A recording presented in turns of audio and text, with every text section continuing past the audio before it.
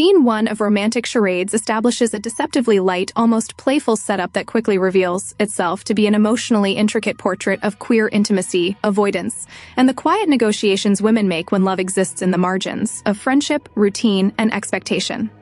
At first glance, Tania and Sarah's dynamic reads as comfortable and familiar, best friends, roommates, a shared domestic rhythm that feels safe and lived in. The kind of closeness many queer women recognize as both sanctuary and hiding place. Tania's insistence on setting Sarah up on dates appears generous on the surface, framed as concern and encouragement. But Sarah's repeated resistance hints at something deeper than simple shyness or disinterest in romance. Her objections feel less like fear of dating and more like an unwillingness to disrupt the emotional ecosystem she already inhabits. This tension resonates strongly with lesbian audiences who have experienced the complicated space where friendship blurs into something more, especially when naming that more would risk changing everything. Tania's solution: engineering a party so the date won't feel awkward, mirrors a common queer coping strategy, creating social camouflage to mask vulnerability, allowing proximity without confession, desire without accountability. The party becomes symbolic not just as a social event but as a buffer, a way to diffuse intimacy into noise, bodies, and distraction, reflecting how queer women often learn to protect themselves by keeping feelings unspoken and situations ambiguous. The arrival of Debbie disrupts this fragile balance immediately, shifting the emotional center of the scene and exposing the fault lines beneath Tania's cheerful matchmaking. Debbie's need to speak privately with Tania underscores how secrecy and compartmentalization permeate all the relationships in this story, not just the potentially romantic ones. And her engagement to Tania introduces a layer of obligation that contrasts sharply with the ease Tania shares with Sarah. Debbie's discomfort with Tania living with Sarah is not framed as villainous but as insecure, revealing how jealousy in queer relationships often stems not from possessiveness alone, but from the difficulty of defining boundaries when intimacy doesn't follow traditional scripts. Debbie senses that something meaningful exists between Tania and Sarah, even if it has never been articulated, and her desire for Tania to move out is less about control than about wanting clarity, wanting to feel chosen in a world where emotional priorities are murky. Her plea, "Can you please kiss me like you used to," is quietly devastating because it reframes physical affection not as desire but as proof, as reassurance, that she still matters, that she hasn't been replaced by an unspoken bond she can't compete with or name. This moment captures a truth many women recognize, that longing is not always about wanting more, but about wanting back something that has already begun to slip away.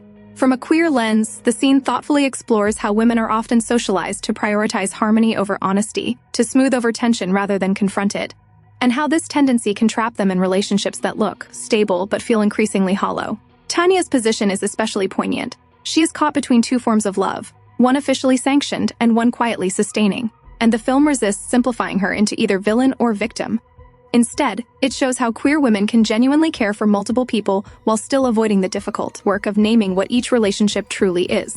Sarah, though not present in the private exchange between Tania and Debbie, looms emotionally over it, embodying the unacknowledged truth that cannot be kissed away. Her reluctance to date, contrasted with Tania's eagerness to push her outward, suggests a mutual deflection. Tania tries to externalize Sarah's romantic energy, while Sarah keeps her own desires safely contained within the boundaries of friendship. This dynamic speaks to a broader societal discomfort with women expressing love for each other outside clear categories, especially when that love is emotionally rich but sexually undefined. Ambiguity becomes both refuge and prison. The scene challenges this discomfort by treating women's emotional entanglements with seriousness and respect, refusing to trivialize them as indecision or drama. Instead, it highlights how deeply women's identities, homes, and futures can become intertwined long before anyone says "I love you," and how painful it can be to realize that the roles we've accepted no longer fit.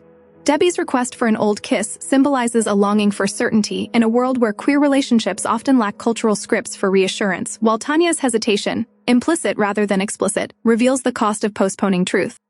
Ultimately, Scene 1 of Romantic Charades is not about a party or a date, but about the precarious balance between safety and authenticity, and the quiet courage required to move from one to the other. For LGBTQ+ viewers seeking honesty rather than spectacle, this scene offers recognition, a reminder that many queer love stories begin not with declarations, but with avoidance, longing, and the aching awareness that something essential is already at stake. Scene 2 of Romantic Charades deepens the film's emotional stakes by placing Sarah and Rocky alone together, forcing intimacy not through grand declarations, but through proximity, contrast, and the quiet panic of being seen too clearly too quickly. Sarah's dread at being left alone with Rocky immediately grounds the scene in a familiar queer anxiety, the fear of intimacy when it arrives without buffers, without the safety of groups, jokes, or plausible deniability. She wanted witnesses not because she is incapable of connection, but because witnesses dilute vulnerability, and Sarah has built her life around carefulness, predictability, and the promise of a future that looks right. Her vision of happiness, marriage, children, stability, reflects a longing many queer women hold not out of conservatism, but out of survival, a desire for safety in a world that often treats queer love as provisional or experimental. Rocky, by contrast, enters the scene as a deliberate disruption to that vision, embodying freedom, risk, and unapologetic appetite for experience, not just sexual but existential. Her openness about one-night stands and unconventional means of financial survival is not framed as moral failure but as radical honesty. And this honesty unsettles Sarah precisely because it exposes how narrow the boxes are that women are encouraged to fit into, even within queer spaces. Rocky's life challenges the idea that there is only one respectable way to love, one acceptable trajectory toward fulfillment, and Sarah's discomfort reflects how deeply she has internalized the belief that desire must be disciplined to be valid. As they talk, the scene quietly dismantles binaries: conservative versus wild, future-oriented versus present-driven, stability versus freedom. Rather than casting one woman as right and the other as wrong, the film allows their differences to exist as tensions that generate attraction, curiosity, and fear all at once. Rocky's confidence, described not through explicit actions but through presence and proximity, becomes symbolic of a selfhood that refuses apology, and Sarah's racing heart reveals how repression often masquerades as principle until it is tested by genuine connection. For many lesbian viewers, this moment mirrors early encounters with desire that feels destabilizing precisely because it contradicts the story one has told oneself about who one is allowed to be. Sarah's attempt to be strong is not about resisting Rocky as a person, but about resisting the version of herself that awakens in Rocky's orbit, the version that wants without negotiating consequences in advance. The film smartly avoids sensationalizing this dynamic, instead focusing on the internal experience, the way conversation falters, how silence grows louder, how attraction can feel like losing control not because it is dangerous, but because it is honest. Rocky, often labeled wild, is revealed as perceptive rather than predatory, sensing Sarah's tension and responding not with force but with presence, highlighting how queer desire is frequently misread through heteronormative fears that equate confidence with threat. This misreading echoes society's broader discomfort with women expressing desire openly, especially when that desire does not seek permission or justification. Sarah's surrender to the moment, described not as an act but as an emotional yielding, becomes an act of self-recognition rather than moral collapse. A realization that wanting something unfamiliar does not negate wanting stability, but complicates it. The scene also subtly comments on class, power, and judgment within queer communities, as Sarah's reaction to Rocky's lifestyle exposes how respectability politics can persist even in spaces meant to be liberatory, placing pressure on women to prove their worthiness through restraint. By allowing Sarah to feel drawn to Rocky despite her own values, the film validates the messy reality that desire does not always align with plans, and that authenticity often begins in moments we wish away. This encounter challenges the cultural narrative that women must choose between safety and passion, suggesting instead that the true conflict lies in learning how to hold both without shame. The discomfort that lingers after their interaction is not framed as regret, but as awakening, an invitation to interrogate why certain desires feel dangerous and who benefits from that fear. For LGBTQ+ audiences, particularly queer women who have been taught to soften, postpone, or rationalize their longing, this scene offers a mirror rather than a lesson. It recognizes the tension between who we are and who we've been told to become, and honors the courage it takes to let attraction exist without immediately defining or defending it.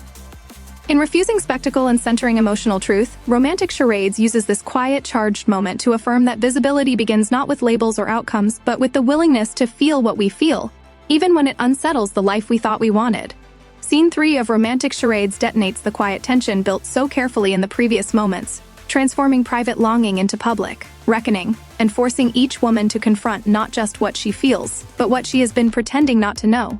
As Sarah and Rocky emerge nearly dressed and visibly altered by proximity, their closeness instantly read by Tania, whose forced smile reveals the familiar queer reflex of swallowing pain to preserve harmony, a reflex born from years of prioritizing others' comfort over one's own truth. And her anger is not really about Rocky's behavior on a first date, but about the sudden terror of loss, the fear that the emotional center of her life might be taken from her before she ever allowed herself to name it, exposing how jealousy often arrives before language, burning hot and incoherent because it has been denied expression for too long.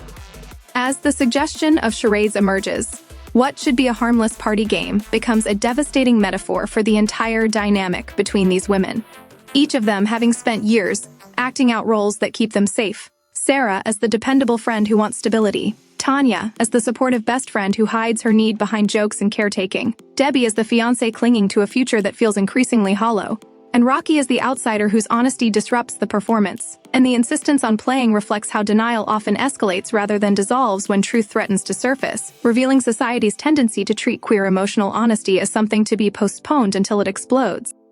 Tanya's jealousy becomes the emotional fulcrum of the scene, not because it is ugly or irrational, but because it is finally undeniable. A feeling many queer women recognize from years of loving someone silently, while convincing themselves that silence is generosity. And her rage is intertwined with grief for the years she spent convincing herself that friendship was enough. A grief intensified by the realization that she feels less for her own fiancé than for the woman she has been pretending not to want, exposing how compulsory relationship scripts can suffocate desire without ever extinguishing it. Rocky's refusal to leave until the truth is spoken positions her not as a villain but as a catalyst, a role queer outsiders often occupy in stories and in life, absorbing blame for upheaval that was already inevitable. And her demand that Tania admit what everyone already knows underscores how queer longing is frequently visible to everyone except the people most afraid of acknowledging it, a reflection of how society can sense queer truth while simultaneously punishing those who speak it aloud.